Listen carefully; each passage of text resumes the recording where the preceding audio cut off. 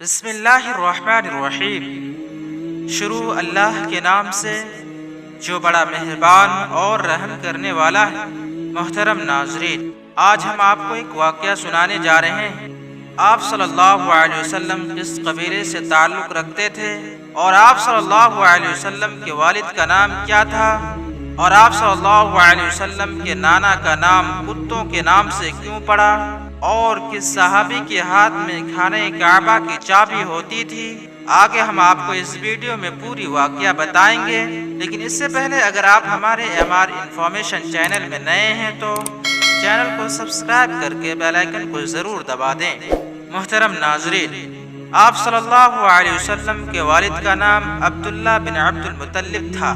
آپ کی والدہ کا نام آمینہ تھا، اور ان کی والد وہب بن عبد مناف بن کلاب تھے۔ یہ وہی کلاب ہیں جو والد کی طرف سے بھی آپ صلی اللہ علیہ وسلم کی نسبت نامہ میں آتے ہیں۔ کہا جاتا ہے کہ ان کا اصل نام عروہ یا حاکم تھا، لیکن وہ کتوں کے ذریعے بکثرت شکار کھیلا کرتے تھے، اسی لیے کلاب کے نام سے مشہور ہو گئے۔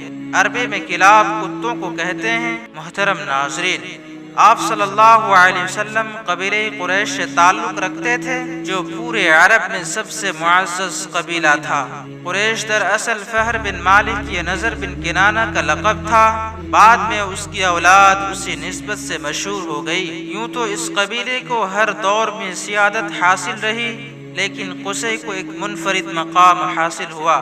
اس کا نام زید تھا، اور وہ بچپن میں یتیم ہو کر والدہ کے ساتھ ملک شام کے قریب قبیلہ عزرہ میں جا بسا، اور اسی قبیلے میں بڑا ہو کر پلا بسا، لیکن جوان ہو کر مکہ آ گیا، اور کچھ ہی دنوں کے بعد خانہ کعبہ کا متولی بن گیا۔ یہ قبیلہ قریش کا پہلا شخص تھا جو خانہ کعبہ کا متولی ہوا۔ متولی ہونے کا مطلب یہ تھا کہ اسی کے ہاتھ میں خانہ کعبہ کی کنجی ہوتی تھی، یعنی چابی ہوتی تھی۔ وہ جس کے لیے اور جب چاہتا خانہ کعبہ کا دروازہ کھولتا تھا۔ اس کے علاوہ قریش مکہ سے باہر آباد تھے، اس نے انہیں اندر لا کر آباد کیا۔ اسی نے حاجیوں کے لیے میزبانی کا طریقہ بھی ایجاد کیا۔ وہ حج کے دنوں میں بڑے پیمانے پر کھانا تیار کرواتا، اور چمڑے کے بڑے بڑے حوضوں میں کھجور، شہد یا قسمت سے میٹھا شربت بنواتا اور حاجیوں کو پیش کرتا۔ اس نے خانہ کعبہ کے شمال میں دار الندوہ کے نام سے ایک گھر بھی بنوایا تھا، جو قریش کے اجتماعی سرگرمیوں کا مرکز تھا۔